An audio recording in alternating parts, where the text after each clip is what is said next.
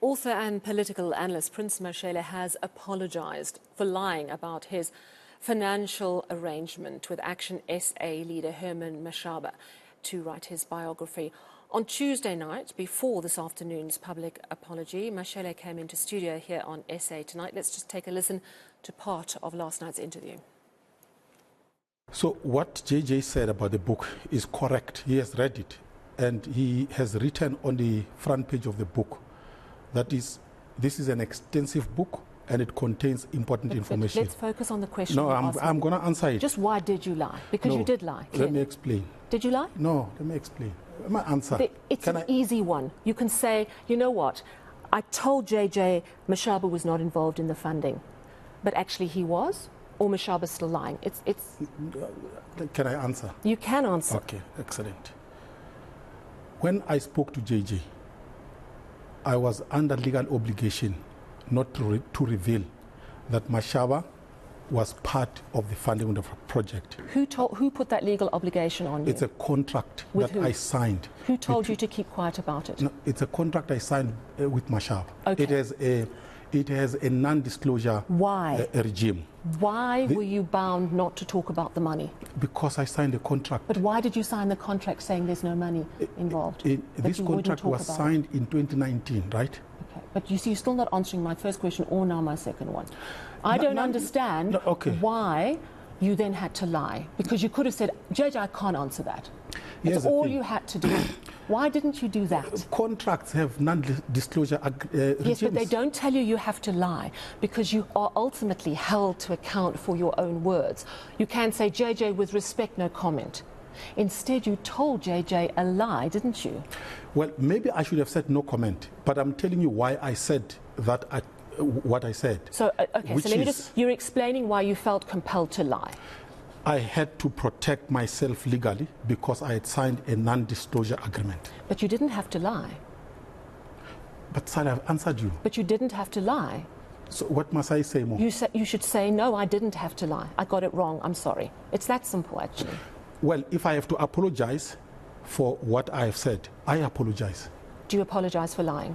I apologize for not revealing that I was under legal obligation.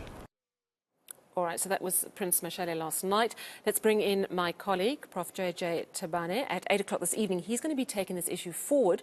He'll be speaking to Brutus Malado, of course, who did extensive research for that book. JJ, what did you make of the very brief press release that went out late this afternoon from Prince Mashele, basically saying, look, I'm sorry, I messed up, I lied? Yeah. Well, I suppose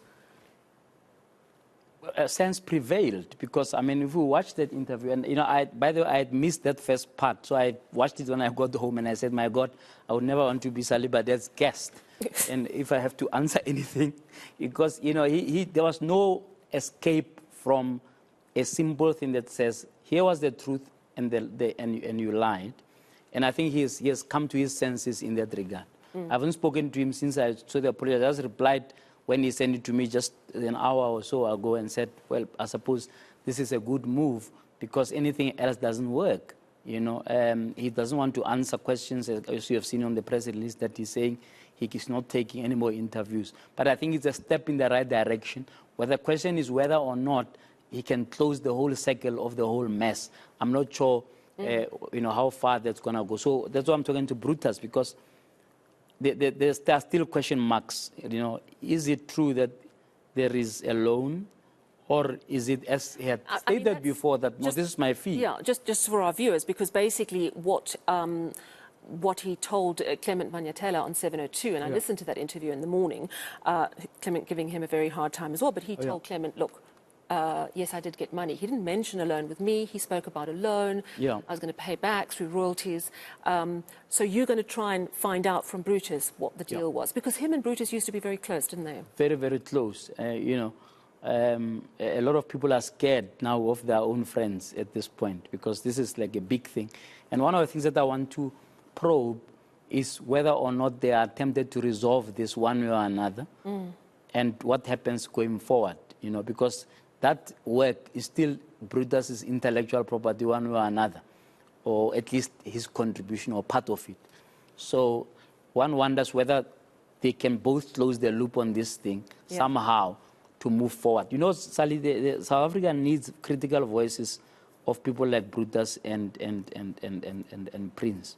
And when there's a question mark over that voice, you go 10 steps backwards. Because I don't know about you, but I mean, if you look at the range of analysts we have with your brain to help us understand, Prince, you know, has been one of those who has, one, available, secondly, seen as being direct and forthright and to the point.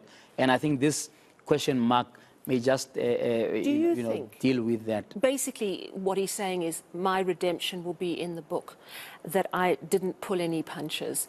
And, you know, obviously we're going to go, well, we need to really understand if you were paid to give a certain version of Herman Mashaba. He's saying, you read the book. You have read the book. What do you think? No, it's an extensive piece of work.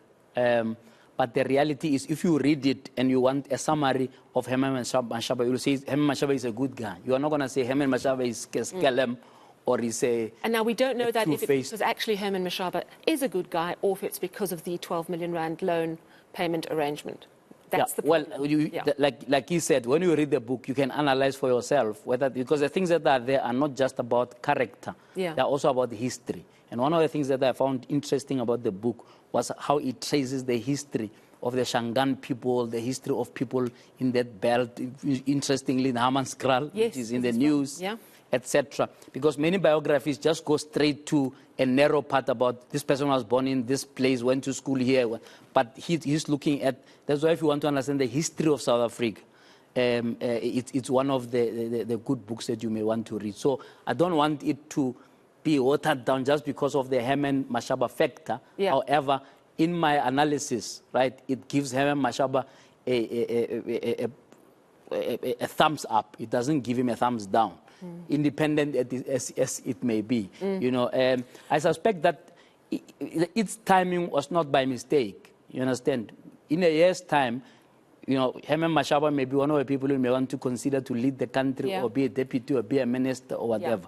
And so it's not, I don't think everyone has to be beyond reproach. So by accident, no, it wasn't by accident. It's an election season, and everybody is doing whatever. Mashaba won't just spend his 12 million on nothing. Yeah, absolutely. And if they'd just been upfront saying, please write a biography on me so that everyone knows who I am. Anyway, I'm sure important lessons have been learnt, and, you know... No, absolutely. Sometimes when you err, and we all err, Sally, right? The quicker you say sorry, the quicker you can be forgiven. If you do something wrong and you go to your organization, your partner or whatever, the war is until you say sorry, until you acknowledge something that has gone wrong. And South Africans are hugely forgiving. I mean, if we're able to forgive people who killed us all over Southern Africa and be in a government of national unity with them, you know, if a fellow like this says, I'm sorry, and he should have done this last week. You know, he let it fester first. He should have just done this last week. Right? And from there, if you are beating him, are you beating a man who's down? What are you doing? You know? Absolutely. So I think it was a good step on his side. And, you know, all the best to him. Yeah, absolutely. Thank you so much. And, of course, we'll hear from you at 8 o'clock. More pieces in that puzzle coming up on Power to Truth. Prof. JJ Tabane there.